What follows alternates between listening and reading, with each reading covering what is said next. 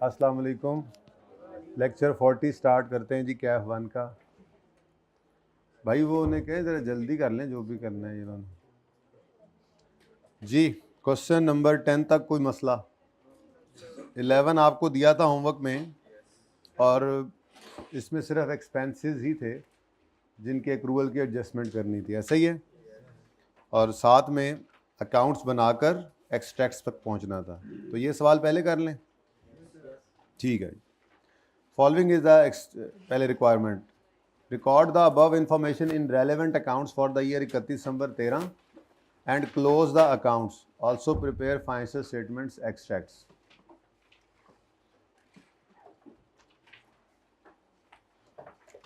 आपसे मैंने एक चीज़ अर्ज की थी कि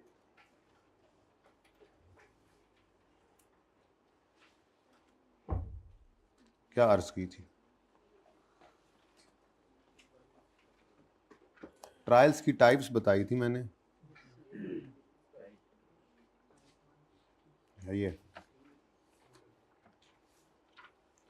मैंने आपसे अर्ज किया था कि अगर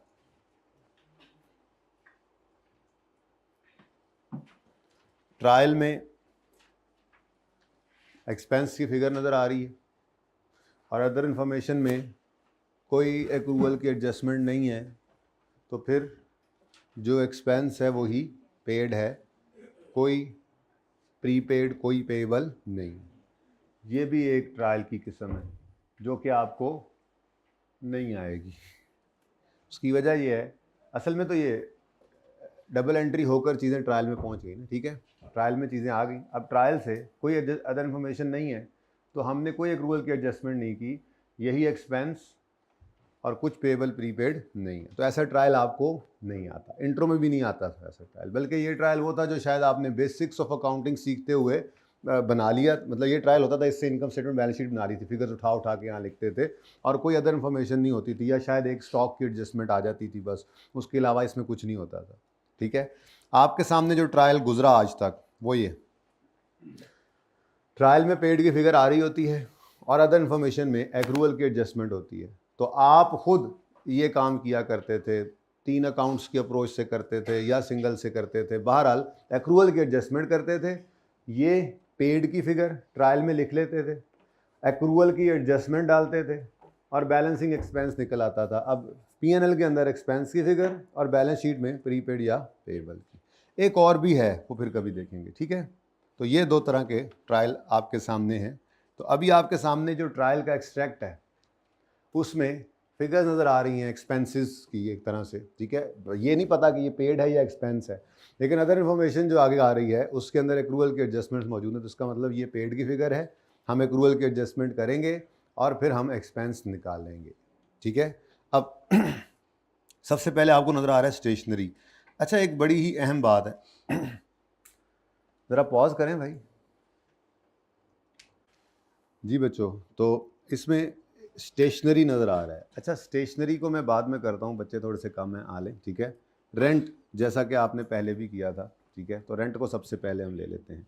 रेंट ट्रायल में नज़र आ रहा है 900 का, और एडजस्टमेंट नंबर टू में वो कह रहा है कि रेंट ऑफ 300 आखिरी 3 महीनों का 13 के, हमारा साल कौन सा है, 13 ही है, तो कह रहा है आखिरी 3 महीने 13 के जो हैं उसका जो रेंट है वो 300 रुपये, वो अभी पे नहीं हुआ और ना ही उसकी कोई एंट्री हुई है, ठीक है जी। अब वर्किंग्स स्टार्ट करते हैं। सबसे पहले उसने कहा था रेलेवेंट लेजर्स भी बनाने हैं। क्वेश्चन नंबर कौन सा है, 11, पेज नंबर 65। रेंट का लेजर हम सबसे पहले बना लेते हैं जी, ठीक है, बन जाएगा। अब रेंट का लेजर है, लेकिन अपने समझने के लिए साथ एक्सपेंस लिख लें, इसी में से एक्सपेंस भी निकलेगा, इसी में प्रीपेड पेएबल भी होगा, ठीक है। सवाल में कहीं पे अपने 4 स्टेप्स ध्यान में रखने हैं। ओपनिंग लिखना है हमने, सवाल में कहीं पे ओपनिंग गिवन है नहीं, ओपनिंग तो कोई नहीं है, ना ओपनिंग में रेंट प्रीपेड है ना ओपनिंग में रेंट पेएबल। उसके बाद हमने पेड की फिगर लेनी होती है। अब सवाल के अंदर उसने ट्रायल का एक्सट्रैक्ट दिया हुआ है, तो 900 रुपये ट्रायल में नज़र आ रहा है और अदर इन्फॉर्मेशन में एक्रूवल की एडजस्टमेंट भी है, तो 900 रुपये फिर पेड की फिगर है, ऐसा ही है। तो पेड की फिगर एक्सपेंस के लेजर में किस तरफ आती है? कैश की फिगर एक्सपेंस के लेजर में किधर आती है? ये गलती नहीं करनी, ये गलती नहीं करनी। और बिल्कुल बच्चों की तरह सोच लेना है। बचपन में जब आप पहली दफ़ा एंट्री सीखी थी आपने, तो आपने क्या सीखा था? रेंट अगर एक्सपेंस पे करें तो एंट्री होती है एक्सपेंस डेबिट कैश क्रेडिट। ये एंट्री जहन में लाएंगे ना, तो एक्सपेंस के लेजर में आप कैश सही तरफ लिखेंगे, ठीक है? वो है एज पर ट्रायल, यानी डबल एंट्री नहीं बोली हमने, मतलब डबल एंट्री नहीं की, लेकिन बोल इसलिए ली ताकि एक्सपेंस के लेजर में कैश सही तरफ आ जाए, ठीक है जी? लें जी, 900 आ गया। अच्छा, अब उसके बाद क्लोजिंग डेट पर बैलेंस शीट, ये ट्रायल अनएडजस्टेड होता है, कुछ एडजस्टमेंट्स करके हम सही करते होते हैं इसको। तो ट्रायल के बाद बताया गया कि 300 रुपये का आखिरी 3 महीनों का रेंट अभी पे, और कोई एंट्री भी नहीं हुई, ठीक है? तो मैंने आपको बताया था ये जो हम क्लोजिंग लिखते हैं ना इस अकाउंट के अंदर, ये दरअसल हम वो एक्रूवल की डबल एंट्री कर रहे होते हैं। मैं दूसरा काम भी करके दिखाता हूँ आपको, ताकि दोनों तरीके, जिन्होंने 2 तरीकों से पढ़ा हो, दोनों सामने आ जाए, बट हम करेंगे ये वाला तरीका। अब क्लोजिंग में 300 रुपये क्या है? पेएबल। क्लोजिंग में पेएबल लायबिलिटी होती है, लायबिलिटी इस तरफ आएगी क्लोजिंग। अच्छा सॉरी, तो क्लोजिंग पेएबल लिखने की जरूरत है, क्लोजिंग पेएबल, या सीडी लिख दूं काफ़ी है? चले जी, कितना? 300। तो स्टेप 1 ओपनिंग लिखेंगे, कोई नहीं था। स्टेप 2 कैश लिखेंगे, लिख लिया ट्रायल से उठा के। स्टेप 3 क्लोजिंग लिखेंगे, और स्टेप 4 में बैलेंस फिगर पीएनएल वाली निकल आएगी। और अगर पीएनएल का डाटा दे दे और क्लोजिंग मिसिंग हो तो पहले पीएनएल निकाल लेंगे, जैसे हमने इंटरेस्ट के अंदर भी देखा था, ठीक है? तो पीएनएल में क्या जाएगा जी? Rent expense. तो रेंट एक्सपेंस, बल्कि रेंट एक्सपेंस में सिर्फ एक्सपेंस लिखें, ताकि बस ये याद होता जाए एक्रूवल के इस लेजर में, इस एक्सपेंस के लेजर में कैश डेबिट साइड पे नज़र आता है, और जो पीएनएल वाली एक्सपेंस की फिगर होती है वो क्रेडिट साइड पे। तो एक्सपेंस आ गए यहाँ पे, ये पीएनएल में जो जाएगा, ये हमने यहाँ पर निकाला है इस लेजर में बैलेंसिंग, कितना? 1200। अब उससे क्या कहा था? एक्सट्रैक्ट्स बनाओ। क्या कहा था जी? तो यहाँ पे मैं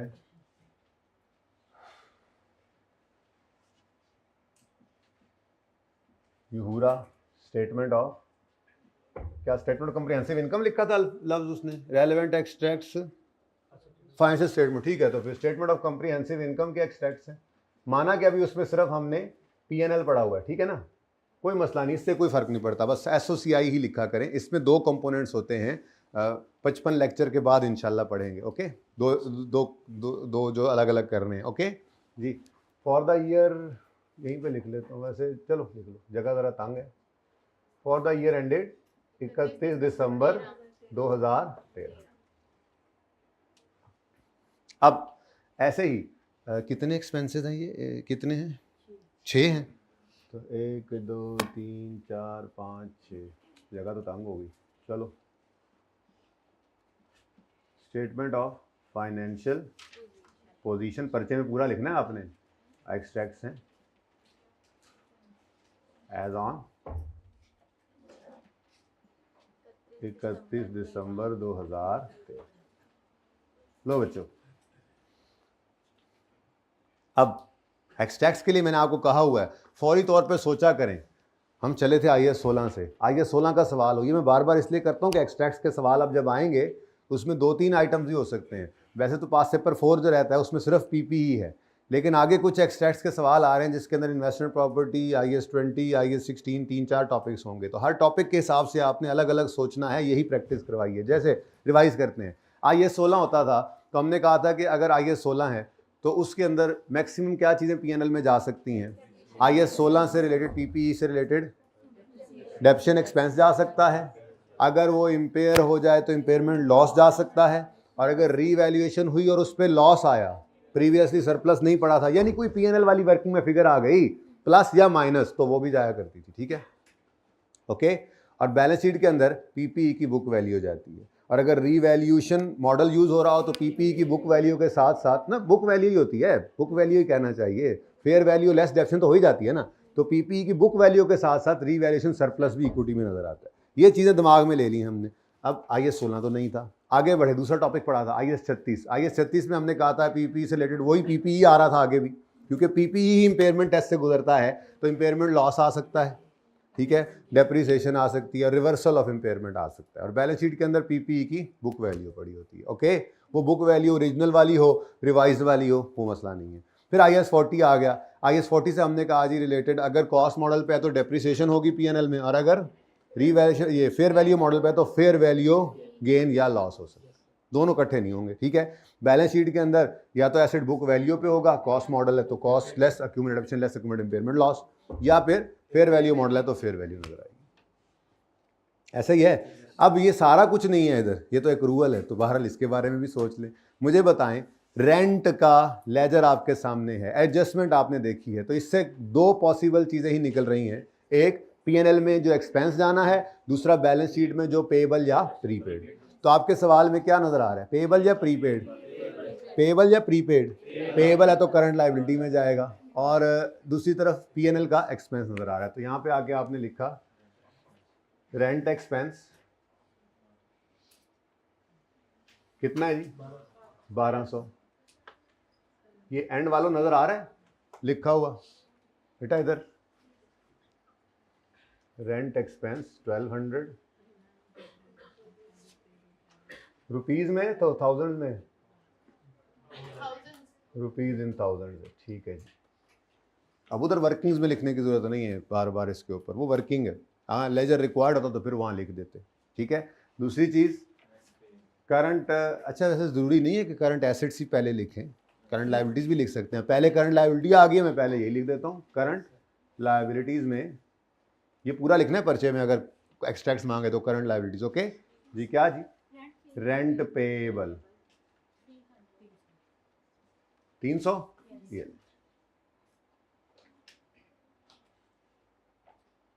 ठीक है जी। अच्छा, अब यही वाला काम अगर आप लेजर बना के ना करना चाहें तो कैसे होगा, एक दफा देख लें, फिर मैं वापस यही करूंगा, तो हमने यही काम करना है, ठीक है। थोड़ी देर के लिए जरा देखते हैं, समझे आपने, ये लेजर नहीं बनाना, बहुत इंपॉर्टेंट बात है। अब लेट वाले थोड़ा लूज करना शुरू कर चुके हैं इस वक्त से, इसलिए टाइम पे काम किया करें, जो भी काम आपके जिम्मे हो। चलें खैर जी, ट्रायल के अंदर 900 रुपए का एक्सपेंस गिवन है और एक्रूवल की एडजस्टमेंट है, इसका मतलब वो एक्सपेंस एडजस्टेड नहीं है, अनएडजस्टेड है। तो मैं उस अनएडजस्टेड को यहाँ पे लिख लेता हूँ ब्रैकेट में, ट्रायल से उठा के 900 का एक्सपेंस अनएडजस्टेड, और साथ ही एडजस्टमेंट 2 पढ़ के देखा तो क्या पता लगा, 300 रुपए का एक्सपेंस अभी पे नहीं हुआ। तो ये एक्रूवल की एडजस्टमेंट करनी है। एक्सपेंस पेएबल की एंट्री क्या होती है अगर एंट्री करनी है, तो जो एंट्री नहीं की, expense debit payable credit. Expense debit मतलब एक्सपेंस बढ़ा लो, एक्सपेंस को बढ़ाना है तो प्लस या माइनस, ये एक्सपेंस डेबिट और पेएबल क्रेडिट, डन। क्या आ गया, तो असल में तो ये एक्रूवल की एंट्री है, एक्रूड एक्सपेंस। अगर कोई एक्रूड एक्सपेंस हो तो उसकी जर्नल एंट्री क्या बनेगी, वो वाला एक्सपेंस डेबिट और पेएबल क्रेडिट, ठीक है, अगर कभी करनी पड़े तो आपको, ठीक है। अच्छा, एक और तरीका भी है, वो ये कि करने वाला पहली बार ही एंट्री सही कर दे। कैसे? करने वाला एंट्री यूं करता ना, अगर एक्सपेंस डेबिट, एक मिनट, कैश, चलो छोड़ो, जब वक्त आएगा तो, कि करेक्शन ऑफ एरर के टॉपिक में इंशाल्लाह, ज्यादा बात बढ़ ना जाए।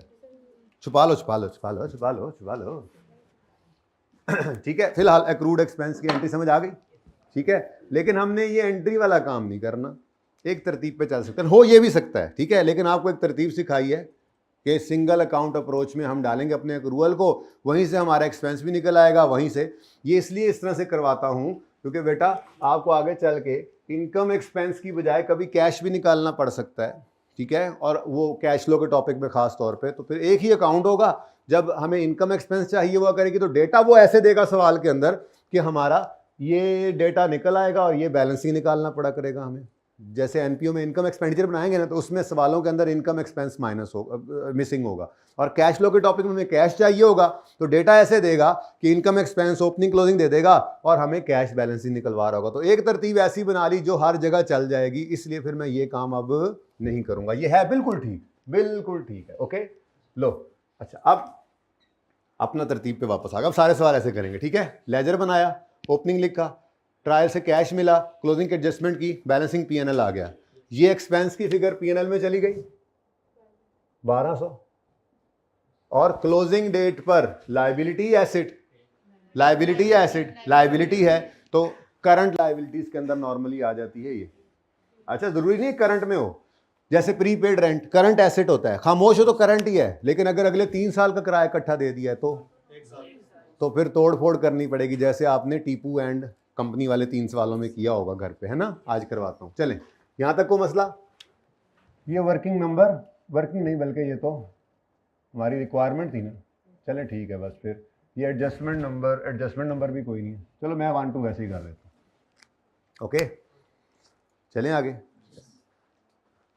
भाई वो कोई बंदा इधर, दूसरा किधर है, एजाज किधर है, उन्हें बुलाएं ज़रा, मुझे अपडेट करें कितने बच्चे अभी भी मौजूद हैं। नेक्स्ट, उसके बाद है जी रेंट हो गया, रेट्स। अच्छा, रेट्स किसे कहते हैं? टैक्स नहीं, टैक्सेस, रेट्स कहते हैं टैक्सेस को।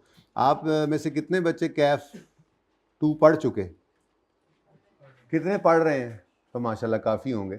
आप लोगों की टैक्स की किताब में सबसे पहले, शायद अगर आपने डेफिनेशन पढ़ी हो ना, तो सबसे पहली चीज़ ये, ऑर्डिनेंस में सबसे पहली चीज़ यही लिखी होती है, any cess rate tax applicable. हाँ, चार्ज भी भाई कह रहे हैं, आप भूल गए, पुराने हो गए, हम नए नए अभी पढ़ रहे हैं, ठीक है।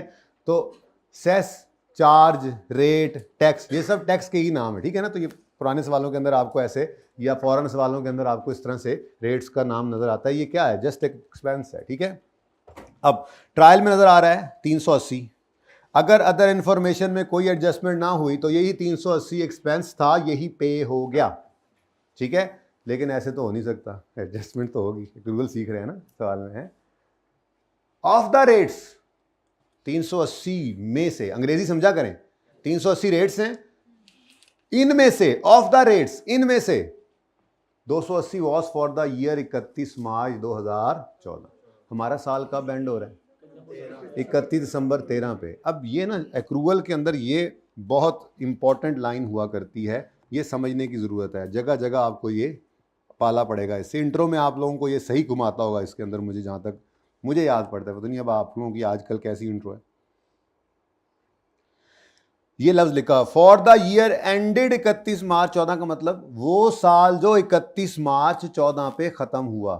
तो साल है ना, साल, तो ये शुरू कब हुआ होगा? 1 अप्रैल 13 से ख़त्म हुआ 31। तो ये जुमला ये कई तरह इसी तरह से लिखा होगा, 6 मंथ एंडिंग फलां डेट, 3 मंथ्स एंडिंग फलां डेट, 12 मंथ्स एंडिंग फलां डेट। तो वो इस तरह से लिखता है, तो उसका मतलब है ये वो 12 महीने या 6 महीने या 3 महीने जो इस दिन ख़त्म हो रहे हैं, तो शुरू किस दिन हो रहे हैं वो आपको निकालना पड़ा करेगा, ठीक है। जैसे यहाँ पे क्या कह रहा है, ईयर एंड हो रहा है 31 मार्च 14 पे, तो फिर ये ईयर स्टार्ट कब हुआ होगा?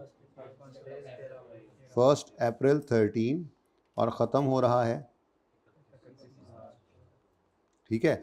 लेकिन ये तो उसने कहा ना, उसका साल है, मतलब इन रेट्स का साल है, यानी शायद हुकूमत ने इस तरह से लिया होगा, हमारा साल तो इसके अलावा चल रहा है, हमारा साल तो यूं चल रहा है, हमारा साल तो ये है, हमारा साल 1 जनवरी 13 को शुरू होकर 31 दिसंबर 13 पे ख़त्म हो रहा है। तो हमें इससे क्या मसला है फिर? ये जो 280 है, 380 में से 280 के बारे में क्या कह रहा है? ये वो 12 महीने का खर्चा है जो 31 मार्च 14 तक है। तो 12 महीने शुरू कब हुए होंगे फिर? जो 31 मार्च 14 पे एंड हुए वो शुरू हुए होंगे 1 अप्रैल 13 पे। अब हमें इससे क्या मसला है? ये 280 में से 3 महीने जो हैं वो प्री पेमेंट है, ठीक है।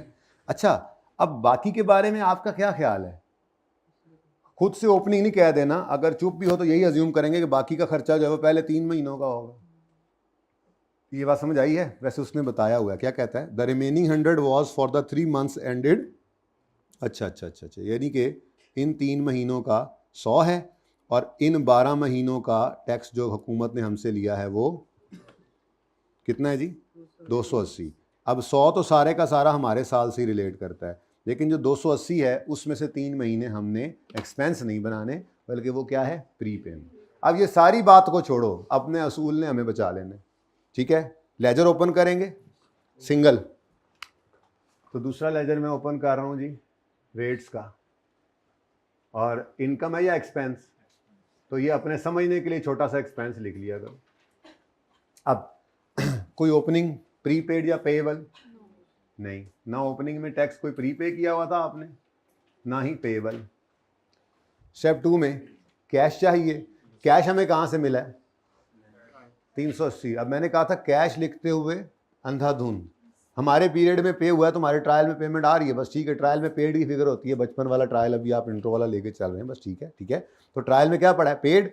अब एक्सपेंस के लेजर में कैश किस तरफ आता है? ऊपर नहीं देखना, नकल नहीं करनी, दोबारा से रिवाइज करना है। एक्सपेंस डेबिट कैश क्रेडिट होता है ना, तो एक्सपेंस के लेजर में कैश डेबिट साइड पे और एक्सपेंस की जो फिगर निकलेगी पीएनएल वाली वो क्रेडिट साइड पे। इनकम में इसके उलट होना है, तो ये पक्का होगा तो वो भी फिर ईजी रहेगा, ठीक है। तो यहाँ पे आ गया cash as per trial, as per trial भी बच्चे लिख लेते हैं ना, तो मैंने इसलिए यहाँ पर कितना जी।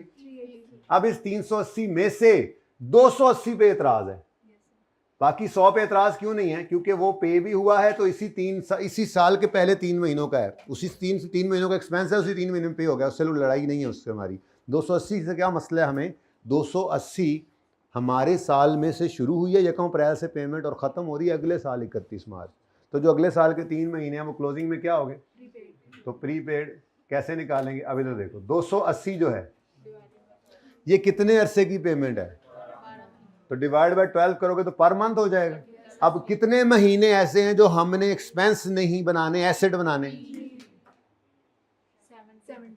70। अब बस चुप करके यहाँ पे एक्सपेंस लिख लो। एक्सपेंस बैलेंसिंग कितना? ये पीएनएल वाली फिगर 310।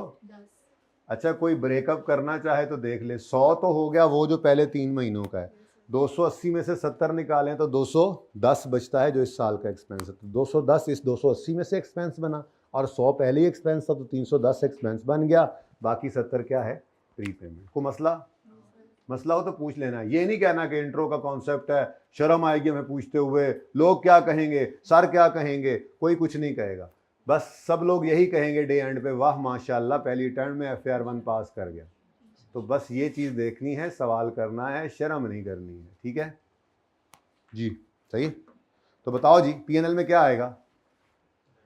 रेट्स लिख लो, चलो एक्सपेंस भी लिख दो, आपको तसल्ली होनी है। तो रेट्स एक्सपेंस की फिगर आ गई 310 रुपये और प्रीपेड है। अच्छा, पेएबल कितने आए थे? आप लोगों ने घर पे किया था सवाल, मैं जगह छोड़ना चाह रहा हूँ, जगह तंग है मेरे पास। आप तो 4-5 लाइनें छोड़ के आगे लिखे, 2 ही थे, चलो मैं 3 लाइनें छोड़ देता हूँ। करंट एसेट्स में प्रीपेड रेट्स जी कितना जी, समझ में आती है बात? नेक्स्ट क्या है भाई? अपडेट करें मुझे बच्चों की सूरत हाल। ना टीए हैं ना एजाज हैं, किधर हैं भाई? बुलाए ना जरा एजाज को बुला लेंगे। अच्छा जी, उसके बाद रोशनी एंड गर्मी, रेंट हो गया, रेट्स हो गए, रोशनी एंड गर्मी ट्रायल में नजर आ रहा है 590, ठीक है जी। मसला क्या है? वो कह रहा है fuel had been delivered on 18 December 2013। हमारे साल में फ्यूल आ गया at a cost of 15,000 and had been consumed before the end of 13। अच्छा, फ्यूल आया भी और खर्च भी हो गया, एक्सपेंस तो बन गया। No bill has been received for the 15,000 fuel in 13 and no entry has been made in the records of business. अब इसका मतलब जो ऊपर 590 पड़ा है वो तो पेड है, क्या उसमें ये 15 शामिल है? नहीं, असल में ये 15 का एक्सपेंस इनकर हो चुका है, पेमेंट नहीं हुई, तो ये भी पेएबल है। जैसे बिजली का बिल आ चुका, बिजली इस्तेमाल कर चुके थे, दिसंबर में बिल आ गया है, पेमेंट जनवरी में करनी है, तो दिसंबर के एंड पे वो क्या बनेगा? Expense debit payable credit. ऐसे ये फ्यूल आया, खर्च हो गया, तो ये फ्यूल क्या है? एक्सपेंस है। पे हो गया तो ठीक है, अच्छी बात है, ऊपर वाले पेड में आ जाएगा, नहीं तो फिर पेएबल की एंट्री कर लें। तो रोशनी एंड गर्मी, lighting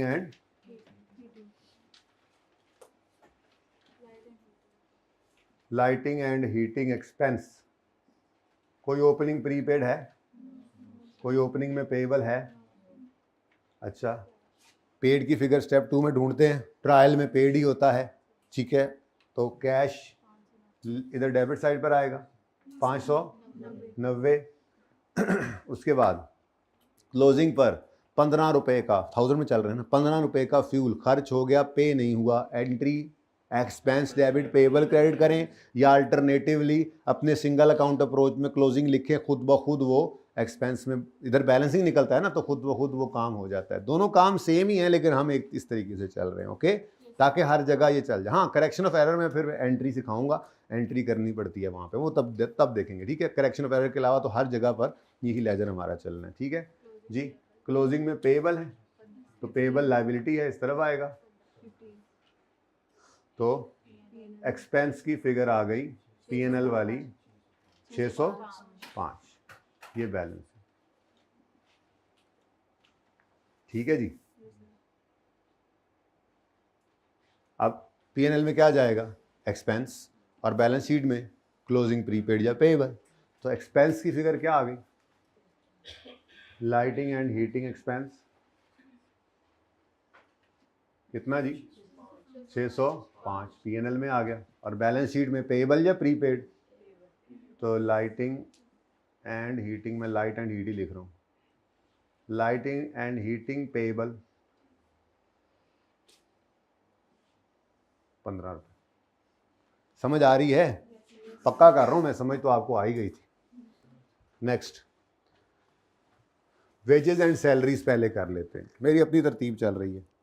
wages and salaries trial में नज़र आ रही है 2970, और वो कहता है कोई भी ओइंग नहीं है वेजेस, यानी कि हर महीने की वेजेस शायद हम उस महीने के आखिरी दिन पे कर देते हैं, तभी तो इस साल की सारी वेजेस पेएबल है। तो ये तो बड़ा आसान हो गया।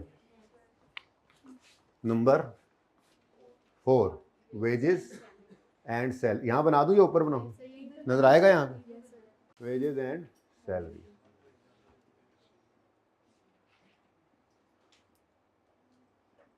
एक्सपेंस अपने लिए लिख लो। अब कोई ओपनिंग में प्रीपेड एडवांस पे किया हो आपने एम्प्लॉय को, कोई पेएबल पिछले साल के आखिरी महीने की कोई सैलरी पेएबल हो, नहीं है, फिर ओपनिंग कोई नहीं है, कैश ढूंढे, तो ट्रायल में कैश पड़ा हुआ है 2970, एक्सपेंस के लेजर में कैश डेबिट साइड पे आता है 2970, और वो कह रहा है कोई पेएबल नहीं है, कोई एडवांस भी नहीं है कि हम कहें कि जी प्रीपेड को सैलरी आपने कर दी है, तो फिर जो कैश था इस लेजर को बनाने की ज़रूरत ही नहीं थी, जो एक्सपेंस है वही पेड है, वही P&L में चला जाना था, एक्सपेंस ही, और क्लोजिंग में कोई लायबिलिटी कोई एसेट नहीं। खैर चलें, एक्सपेंस P&L में जो जाना है 2970 ही है बैलेंसिंग। तो ये ज़बरदस्ती लेजर बनाया मैंने, इसकी कोई ज़रूरत नहीं थी, जिसमें एक्रूवल की एडजस्टमेंट नहीं है। ये तो वही है जो बचपन में आपने पहला ट्रायल देखा था, फिगर उठाएं और उठा के P&L में डाल दें, ठीक है भाई। कोई बच्चे खड़े हैं अभी तक, तो बच्चे वैसे ही कम है, किधर चले गए, चले गए, उन्होंने कहा छोड़ो पढ़ना क्या है, ठीक है, अच्छी बात है जी, यानी कि वो किसी और मिशन पे हैं जो चले गए जी। बेटा, वेजेस एंड सैलरीज एक्सपेंस 2970, और कुछ पेएबल नहीं है। नेक्स्ट, अब क्या रह गया जी चलो अब इंश्योरेंस करके ही वापस चलते हैं ऊपर, ठीक है। इंश्योरेंस नज़र आ रही है 260 की, इसके तो मिलते जुलते आपने एडजस्टमेंट्स किए भी थे ना, 260 है टोटल। वो कह रहा है 70 ऑफ द इंश्योरेंस पेड कितनी नज़र आ रही है ट्रायल में, 260, इसमें से किसकी बात कर रहा है, 70 of the insurance paid was in respect of insurance cover of 2000। ओ, ये तो सीधे सीधे उसने बता दिया प्रीपेड है, इतना आसान, इतना आसान, चलो तो सिंपल हो गया। इंश्योरेंस नंबर 5, इंश्योरेंस एक्सपेंस का लेजर बना रहे हैं जी हम, खुद से नहीं ओपनिंग। आगे एनपीओ के टॉपिक में मुझे जहन में आ रहा है 1-2 एडजस्टमेंट्स ऐसी हैं जिनमें वो एडजस्टमेंट बड़ी अच्छी ज़बरदस्त एडजस्टमेंट देगा, ओपनिंग में भी प्री पेमेंट निकलेगी, इंश्योरेंस की ही एडजस्टमेंट जहाँ तक मुझे याद पड़ता है, वो डेटा पूरा लिख कर बताएगा कि इंश्योरेंस प्रीमियम पिछले साल का इतना था, और साल की डेट हमारे साल से मैच नहीं करती होगी इंश्योरेंस वाले साल की, तो ओपनिंग में भी प्रीपेड निकलेगा। पर जब तक खुद से कहे ना, बताए ना, हमने अज्यूम नहीं करना होता ओपनिंग में प्रीपेड, ठीक है। तो ओपनिंग में प्रीपेड इंश्योरेंस कोई नहीं, पेबल नॉर्मली होती नहीं है, प्रीपेड ही होती है। अच्छा, उसके बाद ट्रायल में आपको कैश की फिगर नजर आ रही है कितनी जी? अब वो कह रहा है इस 260 में से 70 क्या है? प्रीपेड है, क्योंकि वो 2013 में खड़े हैं, वो कह रहा है 2014 का है। तो क्लोजिंग में कितना? तो फिर एक्सपेंस की फिगर जो कि पीएनएल में जानी है, क्योंकि 260 में से 70 तो अगले साल से रिलेट करता है, तो फिर 190 इसका आसान एडजस्टमेंट। तो इंश्योरेंस एक्सपेंस आ गया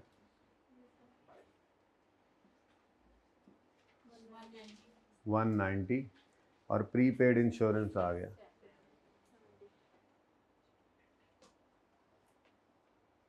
70। ठीक है जी। और अब आखिरी चीज़ रह गई है स्टेशनरी, जो थोड़ा सा ना कभी कभी आपको तंग कर देती है, थोड़ी सी इस पर डिस्कशन करना चाह रहा हूँ।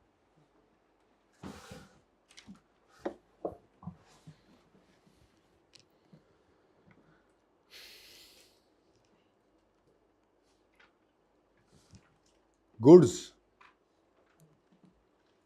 चीज़ें,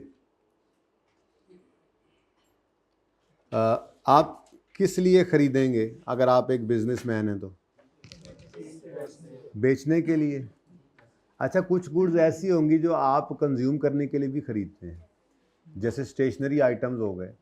अब कॉलेज वालों के लिए स्टेशनरी कोई सेल करने की आइटम नहीं है, वो बुक शॉप वाले के लिए हो सकती है, कॉलेज वालों के लिए स्टेशनरी कंज्यूमेबल है। अगर गुड्स फॉर सेलिंग पर्पज हैं, आपका बिजनेस है चीज़ें बेचना, तो वो चीज़ें जब आप खरीदेंगे तो अगर वो सेल हो जाती हैं, अगर वो सेल हो जाती हैं तो हम कहते हैं कि जी ये एक्सपेंस बन गई। लेकिन उस एक्सपेंस का नाम हम क्या रखते होते थे? बता दो। Cost of sale. बिल्कुल कॉन्फिडेंस से बोलें, आपको पता होता है फिर भी डर के बैठे होते हैं तो कोई गलत ना हो जाए। यहाँ पे क्या फ़र्क पड़ेगा बेटा अगर बात गलत बोल देंगे तो अगर बिकेगी तो एक्सपेंस, जिसको हम कहते होते थे कॉस्ट ऑफ सेल।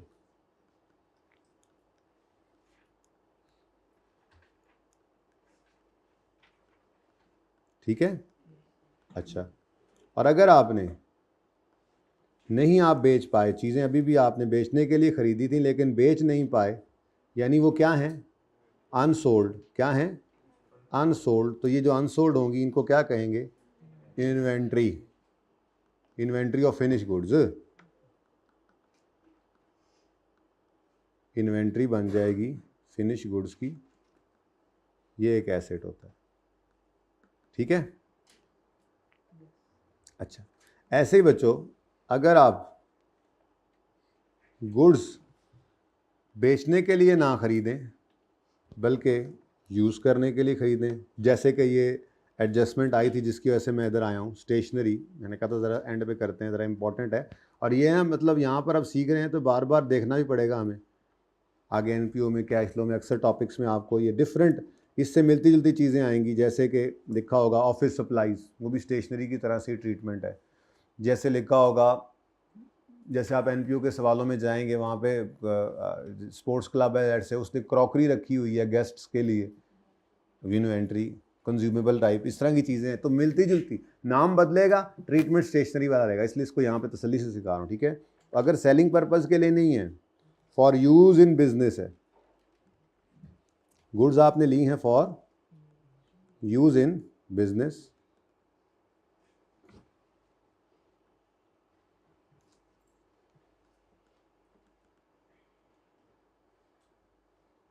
तो सोल्ड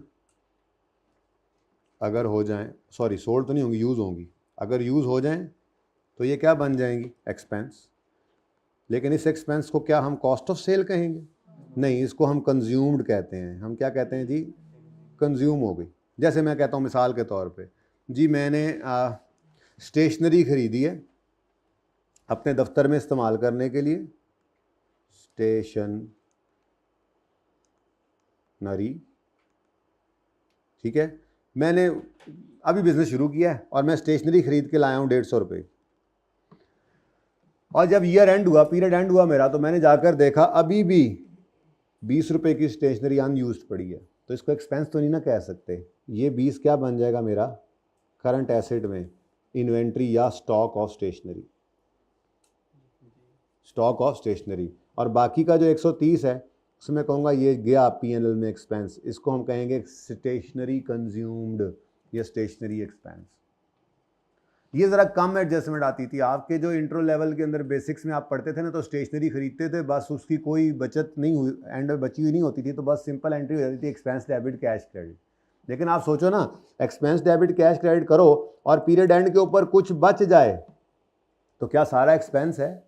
सारा तो एक्सपेंस है। एक्सपेंस तो वही है जो खर्च हो गया, तो ये कहलाती है कंज्यूम्ड की फिगर। ये क्या कहलाती है जी? तो ये पीएनएल के अंदर एक्सपेंस है। नॉर्मली एडमिन एक्सपेंस ही होता है ये, ठीक है। लेकिन अगर सेल डिपार्टमेंट और एडमिन के अलग है, सेल वालों ने अलग स्टेशनरी कंज्यूम की, तो फिर वो अलग अलग भी हो जाता है। लेकिन फिलहाल तो आपने अलग करना सीखा ही ना, FR 2 में सीखेंगे। अभी तो आप एक्सपेंसेस बस पीएनएल में इकट्ठे फेंक देते होते हैं, ठीक है। तो अगर यूज़ हो जाए तो ये कहलाती है कंज्यूम्ड की फिगर, एक्सपेंस बन जाएगी। और जो अनयूज्ड पड़ी होगी ये आपका इन्वेंट्री बनेगा, ठीक है जी। लेकिन ये इन्वेंट्री होगी फिनिश गुड्स की नहीं, ये तो इन्वेंट्री है आपकी स्टेशनरी की, ठीक है जी। और ये भी आपका एसेट है, करंट एसेट्स में नज़र आए, ठीक है। यानी अगर मैं यूं कर लूं, चलो ये एग्जांपल ऐसे ही कर लेते हैं कि ये आपकी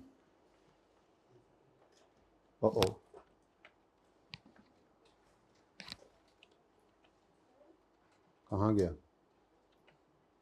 नाराज़ हो गए, नया बना लें, कहीं चला गया। यानी कि आपने परपेचुअल सिस्टम, आपको याद है इन्वेंट्री में, उसमें आप इन्वेंट्री का लेजर बनाना सीखते थे। रिवाइज कराऊंगा इंशाल्लाह किसी मौके पे जब ज़रूरत पड़ेगी, जब फंस जाऊंगा। तो इन्वेंट्री, फिनिश गुड्स की इन्वेंट्री, इसका आप इस तरह से बनाया करते थे जी। मिसाल के तौर पे हमारे पास ओपनिंग में 20 रुपये की इन्वेंट्री पड़ी है, हमने कैश पे करके ख़रीदी इन्वेंट्री 100 ज़्यादा हो 500 रुपये की एंट्री होती थी इन्वेंट्री, यानी खरीदने की एंट्री। परपेचुअल सिस्टम में इन्वेंट्री डेबिट कैश क्रेडिट करते थे, पर पीरियोडिक में यही परचेजेस डेबिट कैश क्रेडिट। याद आ रहा है कुछ कुछ? तो कैश या क्रेडिट कैसे भी खरीदें, मैं सिर्फ कैश वाली खरीद लेता हूँ फिलहाल, ठीक है। तो आपने एंट्री पास की इन्वेंट्री डेबिट कैश क्रेडिट, और कुछ आपने बेच ली चीज़ें, ज़्यादा बेच ली आपने, कुछ आपके पास बच गई। मैं कहता हूँ जी पहले हमने बचा हुआ गिन लिया, लेट्स से मेरे पास 30 रुपये की इन्वेंट्री, 40 रुपये की इन्वेंट्री अभी भी पड़ी है, 50 की पड़ी है, चलो और बढ़ा लो। अब बैलेंसिंग फिगर इस तरफ क्या आएगी? कॉस्ट ऑफ सेल, ये पीएनएल में जाता होता है जी। कितना? अच्छा, ये अलग अलग भी हो सकता था, आपको सेल वाइज एंट्री दी होती थी तो आप एंट्री पास करते थे सेल के वक्त ना। परपेचुअल सिस्टम में 2 एंट्रीज पास करते थे, एक डेटर डेबिट सेल क्रेडिट, दूसरी cost of sale debit inventory credit. Cost of sale PnL में डेबिट और इन्वेंट्री क्रेडिट, ये 470 की वो एंट्री। लेकिन मैं आपको आज सिखा रहा हूँ ये, वो जो गायब हो गया एकदम से, अभी बनाया था, क्या है जी? स्टेशनरी। और हम इसको एक्सपेंस ही लिख लेते हैं अपने समझने के लिए ना, लेजर में, ठीक है। अब मैं कहता हूँ जी मेरे पास स्टेशनरी जो है वो 10 रुपये की स्टार्ट पे पड़ी थी, और मैंने स्टेशनरी पिछले पीरियड की बची हुई पड़ी थी, मैंने स्टेशनरी 180 रुपये की ख़रीद ली, और अभी पीरियड एंड पे जाकर देखा 30 रुपये की स्टेशनरी अभी भी पड़ी हुई है। तो बाकी क्या बन गई फिर? बाकी क्या बन गई? एक्सपेंस, कंज्यूम्ड कहते हैं जिसको, ठीक है। ये पीएनएल में जाएगी फिगर, कितनी? ये मैंने बैलेंसिंग निकाला, बिल्कुल वैसे ही चल रहा है जैसे एक्रूवल चल रहा था। और बोलो, तो ये एक्रूवल ही है हमारा। बस स्टेशनरी जो है ये समझ नहीं आती बच्चों को, जैसे रेंट वगैरह होता था। चलो एक और देख लें। अब रेंट का लेजर हम देखते आ रहे थे, तो रेंट एक्सपेंस, मैं कहता हूँ जी ओपनिंग में मेरे पास 15 रुपये का प्रीपेड पड़ा था, इस पीरियड में मैंने मज़ीद 12 रुपये का एक्सपेंस पे किया, और क्लोजिंग में लेट से मैंने कहा जी अगले साल का 7 अभी भी प्रीपेड है, तो यहाँ पे एक्सपेंस निकला। ये सारा कुछ वैसे ही सेम चल रहा है, और सही है। तो ये ज़रा स्टेशनरी के बारे में थोड़ी डिस्कशन थी, ठीक है। अगर आपने कोई गुड्स खरीदी हैं, फॉर एग्जांपल मैंने कहा स्टेशनरी, और वो यूज़ के लिए, बेचने के लिए नहीं है, तो उसका ट्रीटमेंट। अब जी लेजर तो वही बन गया है जो एक्सपेंस का लेजर हम बना रहे हैं।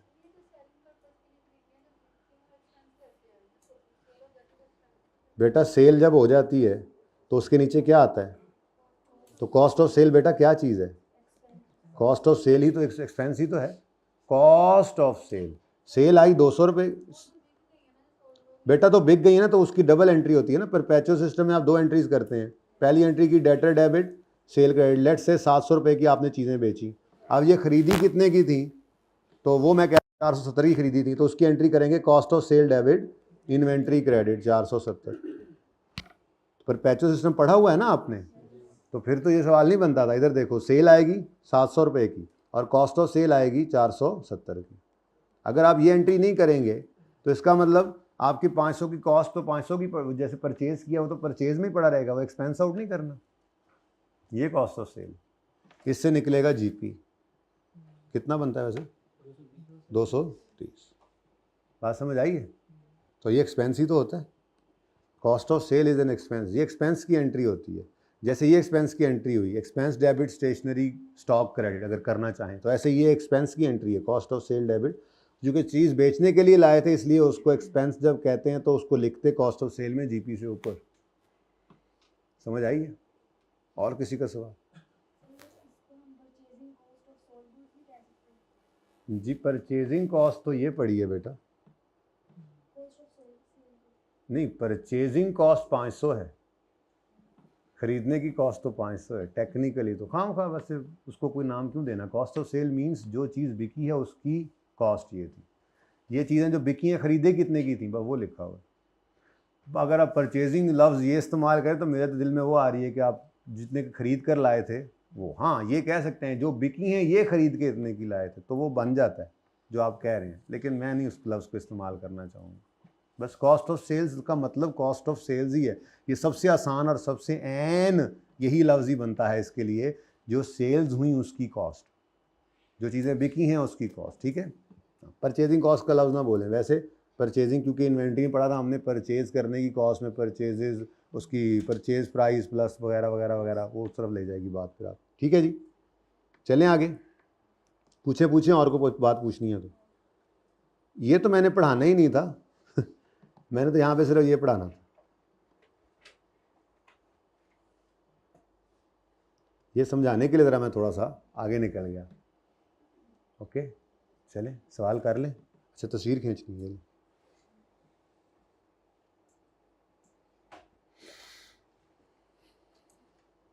फिर अगर आपको वाकई बात नहीं समझ आ रही तो पीएनएल के अंदर भी मैं लिख दूँ क्या आना है, सेल्स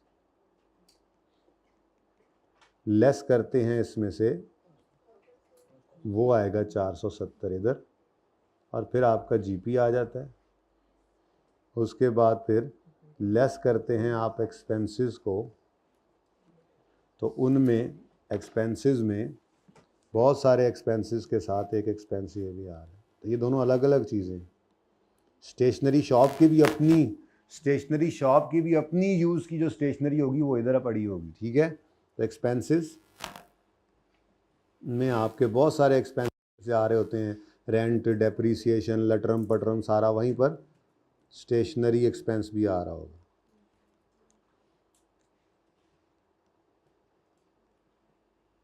$160 मेरी एग्जांपल वाला। ठीक है ना, तो आगे चलते चलते आप पहुंच जाते हैं प्रॉफिट, नेट प्रॉफिट आप लिखते थे, प्रॉफिट आफ्टर टैक्स का आपको क्या पता। ठीक है जी, तो ये मैंने एक थोड़ा सा आपके सामने पूरा नक्शा ही बना दिया।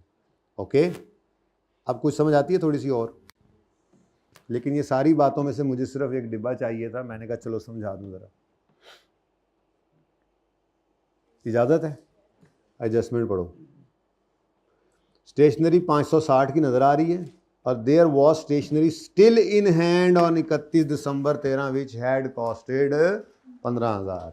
अब स्टेशनरी का लेजर बनाएं लाइक एनी अदर एक्सपेंस, और यही आगे चल के आपको डिफरेंट नेम से आएगा, इसलिए इसको ऐसे ही याद रखना है। ठीक है, यहाँ पे आ जाएगा ऑफिस सप्लाईज, ठीक है, ऑफिस सप्लाईज आ जाएगा, स्टॉक ऑफ क्रॉकरी वगैरह आ जाएगा। इस तरह की चीज़ें जब भी आएंगी तो ट्रीटमेंट सेम ही रहना है। ठीक है, मैं यहाँ पे आपको रेफ़र किया करूँगा, याद है वो स्टेशनरी वाला, वैसा ही है ये, तो फिर आपको याद करना पड़ेगा। स्टेशनरी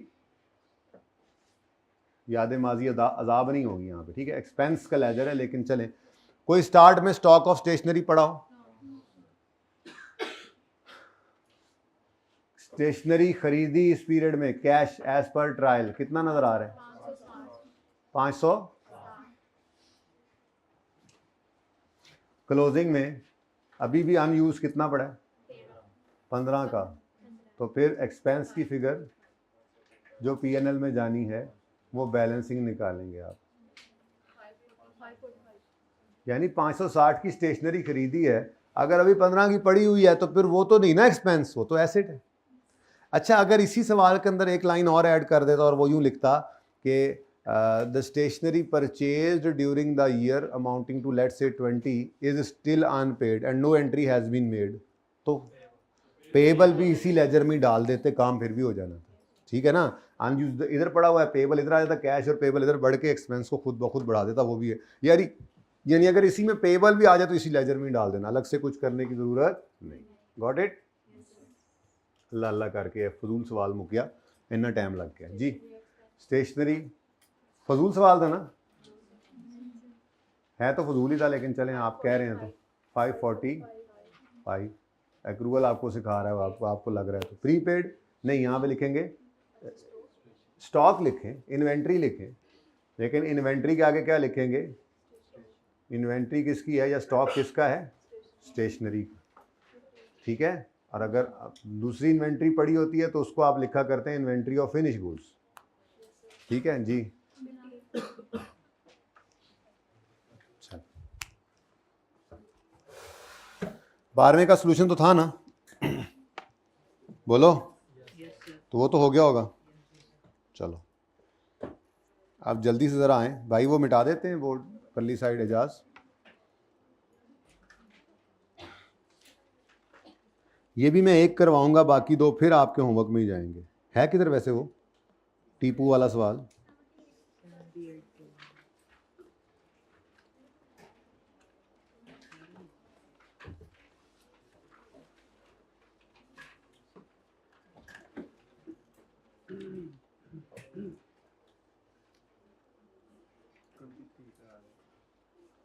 ट्वेंटी 23 करा देता हूँ जी, ठीक है, मुझे समझ आ गई है। बल्कि मैं ये दोनों करा देता हूँ, क्योंकि एक में ना एरियर है, दूसरे में एडवांस है।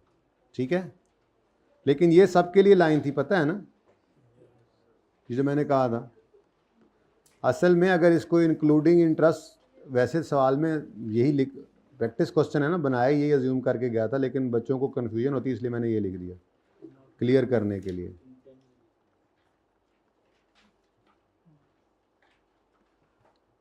अगर इकट्ठा हो जाए तो फिर अमोर्टाइजेशन स्केड्यूल एक चीज़ होती है, वो बनाकर आपको प्रिंसिपल और इंटरेस्ट अलग अलग करना पड़ता है।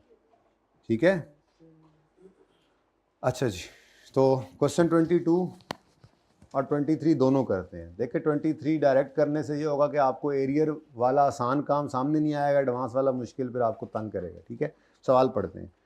वैसे क्या कहा है उन्होंने? इंटरेस्ट एक्सपेंस निकाल दें 2015 का और रेलेवेंट एक्सट्रैक्ट्स बनाएं फाइनेंशियल पोजीशन के, सिर्फ मैं पीएनएल के भी बना दूंगा। ठीक है, अब Mister Tipu obtained loan amounting to 90 million from HBL on यकम January 2015। It carries markup at 12% per annum. The loan is repayable in semi annual instalments of 10 million each starting from 30 June 15 along with interest which is not included instalment. मतलब 10 million की किस्त है principal amount की। अब पहला सवाल है क्या करूं, एंट्रीज भी कर दूं? एंट्रीज भी कर लें, ये एक्स्ट्रा काम है, बाद में मैं काट दूंगा। ठीक है, क्वेश्चन नंबर कौन सा है वैसे?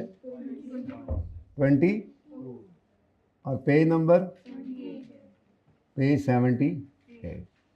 ये जर्नल एंट्रीज हैं जो कि नॉट रिक्वायर्ड है।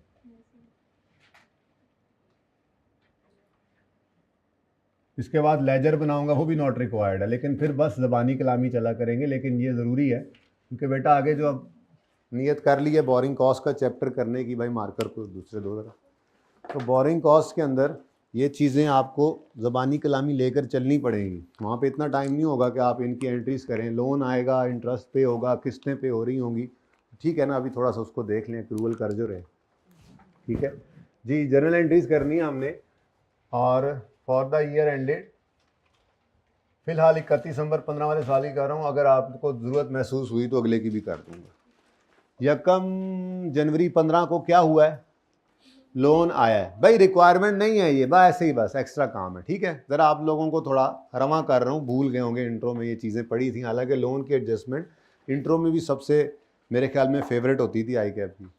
जब फाइनल अकाउंट्स के अंदर सबसे तगड़ी एडजस्टमेंट्स में से एक एडजस्टमेंट लोन की भी होती है, उसका इंटरेस्ट किस्तों में उसको पे कराना। लेकिन चलो कोई नहीं, आपको याद माजी अजाब लगती है ना।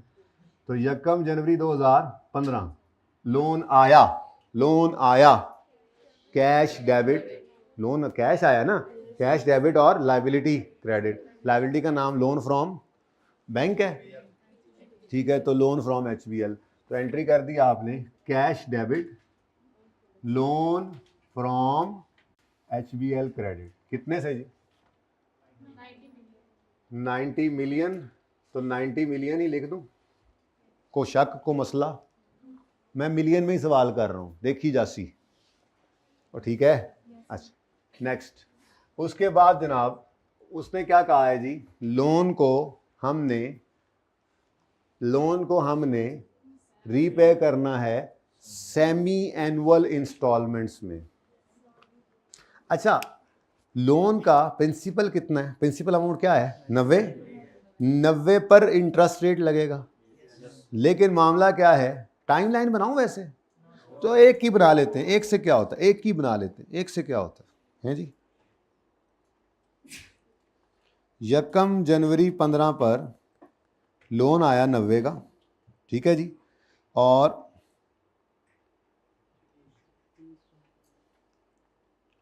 30 जून 15 पर एक किस्त पे होनी है 10 की, तो यहाँ कितना बच जाना है फिर? 80, ऐसा ही है। और फिर 31 दिसंबर 15 पर एक और किस्त पे होनी है 10 की, ऐसा ही है। तो फिर कितना बच जाना है? ऐसे ही काम चलता जाएगा आगे भी।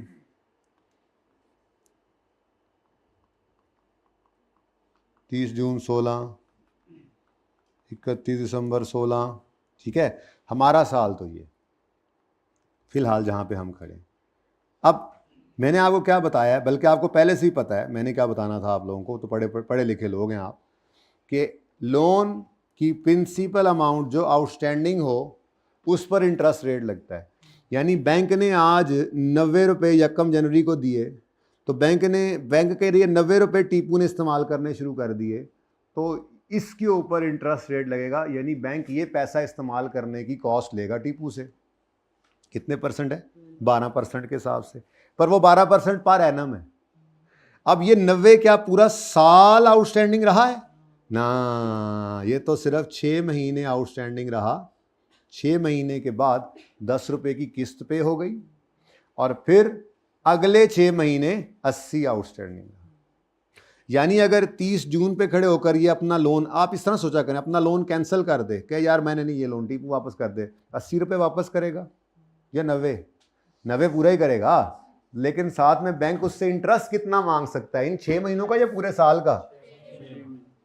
थोड़ी सी बात समझ आई? चले, अब मेरा ये मशवरा है कि हम क्या कर लें, हम 30 जून पर खड़े होकर जब ये 10 की पेमेंट कराएं, एक एंट्री क्या करें, नंबर 1 एंट्री क्या करें, 10 रुपये की पेमेंट करा दें, और नंबर 2 एंट्री क्या कर लें, साथ ही इस दिन खड़े होकर इंटरेस्ट कैलकुलेट करा लें। और सही है, वहाँ समझ आती है बात की। फिर अगले 6 महीने में 80 का कर लेंगे ऐसे ही, ओके ठीक है। तो भाई 30 जून पर क्या हुआ, 30 जून पर क्या हुआ, टीपू गया और जाकर उसने 10 रुपये की किस्त बैंक को वापस की। एंट्री बोले, पहले इंटरेस्ट कर लें, हाँ 90 पे। मैं कह रहा हूँ पहले किस्त पे करनी है, पहले इंटरेस्ट पे कर लें। चलो पहले किस्त पे करें ना, ताकि मैं यूं बता सकूं आपको, देखो 90 में से 10 तो अब निकल गया, तो ये चेंज हो गया। जिस दिन प्रिंसिपल अमाउंट चेंज हो उस दिन इंटरेस्ट निकाल लेंगे ना, कि 6 महीने तो 90 आउटस्टैंडिंग रहा ना। क्या करना है, पहले इंस्टॉलमेंट या पहले इंटरेस्ट? पहले इंस्टॉलमेंट दे देते हैं, ठीक है। तो भाई किस्त पे किया आपने कितनी, अब इसकी एंट्री कराओ, 10 रुपये से लाइबिलिटी कम कराओ, एंट्री बोलो, loan debit, liability debit, cash credit. तो लोन फ्रॉम HBL डेबिट और कैश क्रेडिट, कितने से जी? अब जब ये मामला हुआ, बैंक को 10 रुपए का उन्होंने किस्त वापस की, तो बैंक ने कहा भाईजान आपसे शुरू में बात हुई थी कि 6-6 महीने बाद 10-10 रुपए की किस्तें भी आपने देनी है और साथ में इंटरेस्ट भी देना है, तो इन 6 महीनों का इंटरेस्ट निकालो। क्योंकि एग्रीमेंट में एनुअल भी लिखा हो सकता था कि साल बाद इंटरेस्ट लेंगे, लेकिन उन्होंने क्या लिखा हुआ था यहाँ पे, उन्होंने लिखा हुआ था loan is repayable in semiannual installment, ठीक है, अलॉन्ग विद इंटरेस्ट, यानी कि सेमी एनुअली ही इंटरेस्ट भी लेना है उन्होंने। तो अब 6 महीने का इंटरेस्ट निकालना है, तो इसी 30 जून पर इंटरेस्ट की एंट्री करनी है। इंटरेस्ट एक्सपेंस की एंट्री क्या होगी? Interest expense debit cash credit, payment साथ ही कैश की भी कर देनी है। तो interest expense debit, interest expense debit, कोई पेएबल नहीं है, कैश क्रेडिट। लेकिन कितना इंटरेस्ट पे करें? 90 रुपए का लोन था, 12% पूरे साल का इंटरेस्ट बनता था, लेकिन ये तो 6 महीने का इंटरेस्ट है। बोलो 5 ठीक है जी, यहां तक को मसला, ये बात समझ आती है? ये बिल्कुल रिक्वायर्ड नहीं है, लेकिन ये बात समझ आती है, समझना जरूरी है, बुनियाद बना रहे हैं, ठीक है। पेएबल तो तब लिखते बेटा जब 30 जून पे पे ना करते।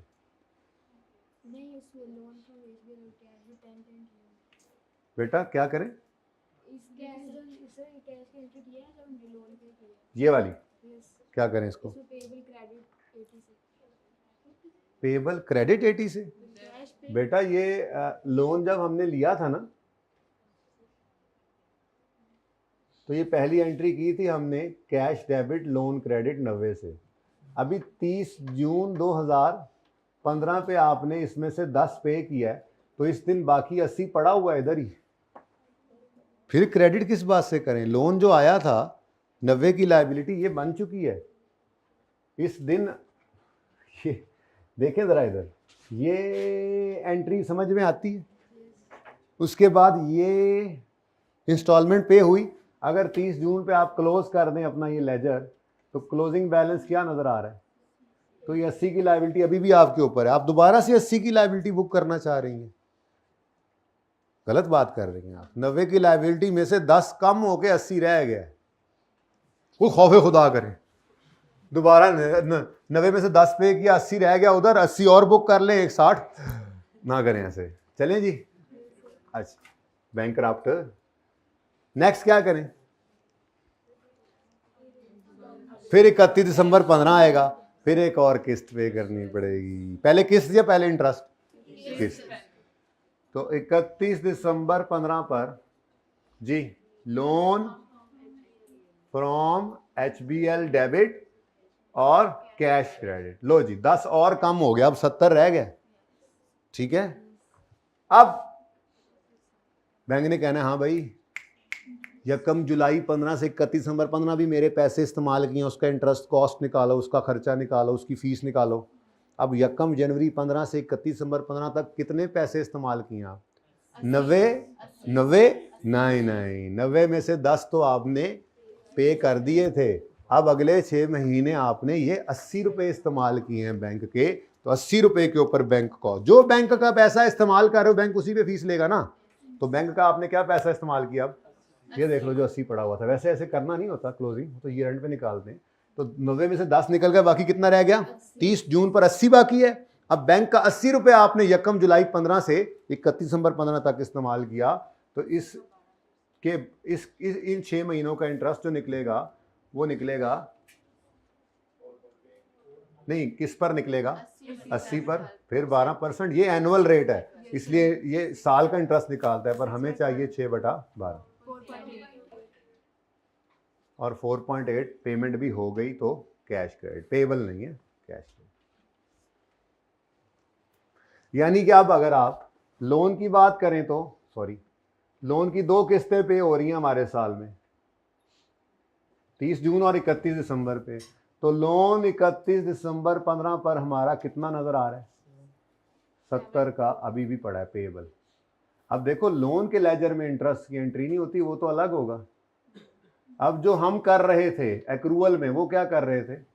वो हम कर रहे थे बात इंटरेस्ट के लेजर की। इंटरेस्ट एक्सपेंस बनाया था ना, तो इंटरेस्ट एक्सपेंस का लेजर अगर आप बनाएं तो उसमें कितना जी ओपनिंग में पेएबल, प्रीपेड तो हो नहीं सकता, सॉरी, पेएबल कितना है, बोलो कितना पेएबल है, ओपनिंग पेएबल बता दो, ओपनिंग पेएबल बता दो खुदा के लिए। यकम जनवरी 15 को तो लोन आ रहा है, कहाँ से आया ओपनिंग पेएबल, बी कॉन्फिडेंट, कोई पेएबल नहीं था। उसके बाद कैश कितना पे हुआ, जो एक्सपेंस था वो सारा ही पे हो गया, आपस की बात है। अब आप जो मर्जी कर लो, ये एंट्री ऐसे कर लो, ये दोनों एंट्रीज तो कर दी ना आपने, loan payable debit, loan payable debit. अब क्या रह गया, इंटरेस्ट की एंट्री करनी है, interest expense debit, interest expense debit, interest expense debit 5.4 cash credit, interest expense debit cash credit. ये आपने किस दिन पे किया था इंटरेस्ट, ये किस दिन पे किया था इंटरेस्ट।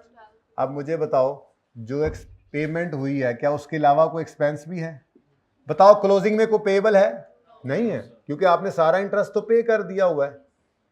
तो इसका मतलब ये सारे का सारा पीएनएल में क्या बन गया, लेकिन मैंने ऐसे थोड़ा ही करवाना है। बहरहाल कितना बनता है,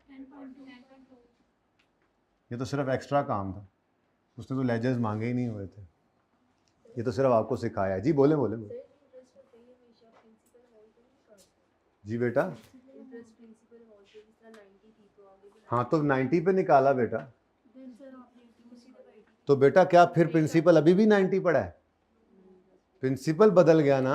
आप जिस जमाने के लोन की बात कर रहे हैं वो तो बहुत ही बचपन वाला है। वो लोन ऐसा होता था, 100 रुपये का, 1000 रुपये का लोन लिया है, 1 2 3 4 साल के बाद जाके वो 1000 वापस होना है, और फिर ये 1000 ही आउटस्टैंडिंग रहना है, पहले साल के एंड पे, दूसरे साल के एंड तक, तीसरे साल के एंड तक, चौथे साल के एंड तक। तो इस लोन में तो 1000 पर ही इंटरेस्ट रेट, लेट से 10% इंटरेस्ट रेट था, तो यहाँ पे 100 रुपया पे करोगे आप, यहाँ पे 100 पे करोगे, यहाँ पे 100 पे करोगे, यहाँ पे 100 पे करोगे, और साथ में ही 1000 भी वापस रीपे करोगे। ये वो लोन तो नहीं है ना, किस्तों वाला लोन है, यही तो मसला है। ये नहीं पढ़ा हुआ इंट्रो में, किस्तों वाला लोन पढ़ा होना चाहिए वैसे। चलो खैर मैं तो पढ़ाता हूँ, नहीं भी पढ़े सी तो हूँ तो पढ़िया ना। ये वाला लोन नहीं है, वैसे ऐसा लोन भी आएगा सवालों में, ठीक है। 2 तरह के लोन, हम जो लोन, इस लोन की अगर मैं पूरी कहानी करूं तो बहुत लंबी नहीं हो जाएगी, -10 एंड सो ऑन, इसमें किस्तें पे हो रही हैं। और जिस लोन की आप बात कर रहे हैं वो 90 आउटस्टैंडिंग ही रहना है, 5 साल 10 साल जितने साल का लोन है, कोई किस्त प्रिंसिपल की पे नहीं होनी, हर साल इंटरेस्ट होना, और फिर एक ही बार लोन वापस होना है, वो केस और है। समझ लें तसल्ली से, कोई मसला नहीं, नो जल्दी एट ऑल। यहाँ की हुई जल्दी मुझे बोरिंग कॉस्ट में तंग करती है, इसलिए मैं कोई जल्दी नहीं कर रहा। करें पार्ट 2 शुरू।